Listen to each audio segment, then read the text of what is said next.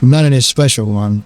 The there was an old girl that I Elvis slowed the car without really meaning to, his foot easing off the gas as if guided by something deeper than conscious thought. The late afternoon light stretched long shadows across the Memphis streets, turning everything a soft amber that made the present feel like a memory already fading. He hadn't planned to come this way.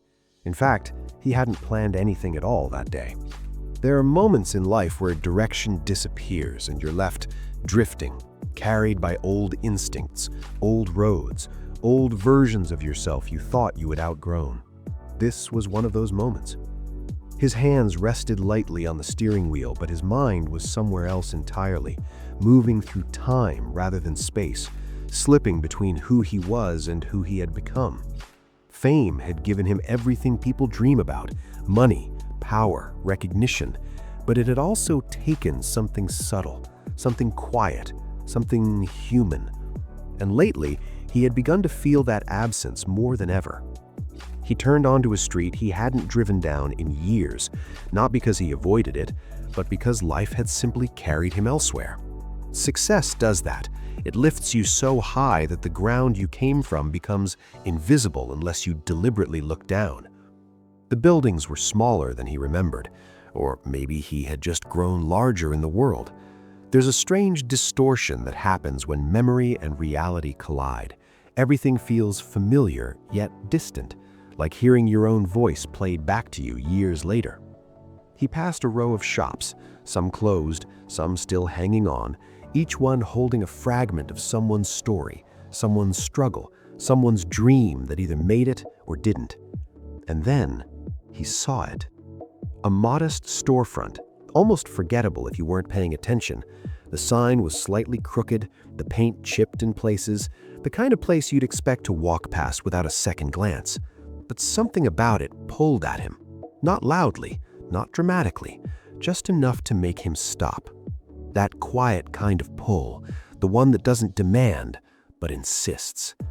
He parked the car and sat there for a moment, staring through the windshield, feeling that familiar tension between curiosity and hesitation. Because sometimes you know, deep down, that if you walk into a place like that, you might not walk out the same person. He stepped inside, the bell above the door giving a soft ring that echoed more than it should have. The air smelled of aged wood and time, that unmistakable scent of things that have lived long enough to carry stories within them. Instruments lined the walls, some polished, some worn, some forgotten in the corner like they were waiting for someone to remember them again. There's something almost philosophical about old instruments. They don't just exist as objects. They hold echoes of every hand that touched them, every note that was played, every dream that was poured into them. And for someone like Elvis, that kind of place wasn't just a shop, it was a mirror. He moved slowly, almost carefully, as if he were afraid that moving too quickly might break whatever invisible thread had led him there. His fingers brushed lightly against a few guitars as he passed, not really inspecting them, just acknowledging them, like greeting old strangers. And then, without warning, everything stopped. Not literally. The world outside kept moving, the clock kept ticking, but inside him, something paused. His breath caught, his chest tightened, because there it was. Not shining, not displayed proudly, not marked as special, just hanging there, slightly tilted, almost overlooked, and yet to him, it might as well have been glowing. The shape, the wear, the imperfections, every detail spoke to him in a language no one else in that room could understand. He didn't rush toward it. He couldn't. There was a weight to the moment that demanded stillness, like standing at the edge of a memory you're not sure you're ready to step into. When he finally reached for it, his hands weren't steady. Not because he was nervous in the way people usually think of nervousness, but because something deeper was happening. It's hard to explain, but sometimes the past doesn't feel like something behind you. It feels like something waiting for you, something unfinished, something that recognizes you before you recognize it. His fingers closed around the neck of the guitar, and the moment he lifted it, he knew. Not suspected, not guessed, knew. Time has a strange way of marking things. It doesn't just age them, it transforms them into evidence. Evidence of where you've been, who you were, what you believed before the world had a chance to shape you differently. And as he turned the guitar slowly in his hands, every scratch, every dent, every imperfection became a sentence in a story he had once lived but almost forgotten. He ran his fingers along the surface, not inspecting it, but remembering through it.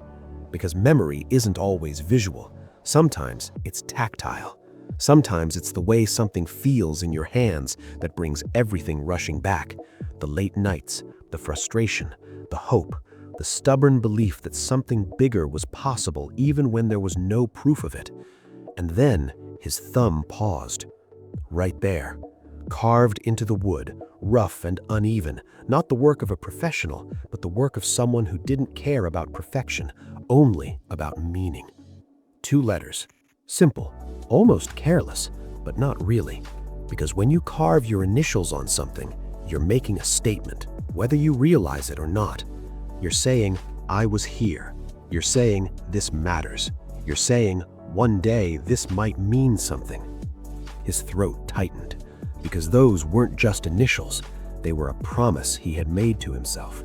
And standing there, holding that guitar, he realized something that hit harder than any applause he had ever heard, louder than any crowd he had ever performed for. The version of himself who carved those letters, the kid who didn't know if he'd ever make it, who didn't have certainty, who didn't have validation, that version of him had believed in something pure, something untouched by fame, untouched by expectation, untouched by the pressure of being who the world wanted him to be.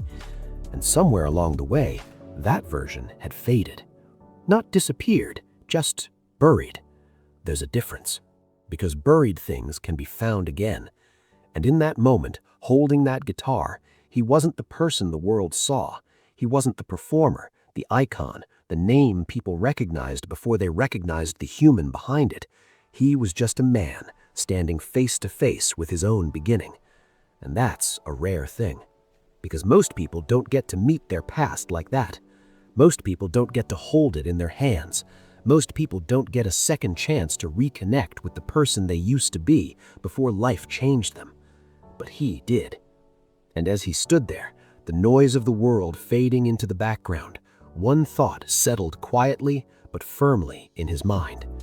Maybe this wasn't coincidence. Maybe this was something else entirely.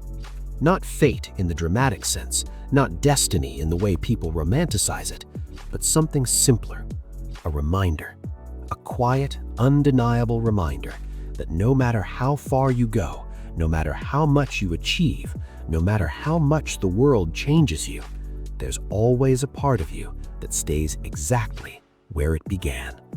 And sometimes, if you're lucky, you find your way back to it.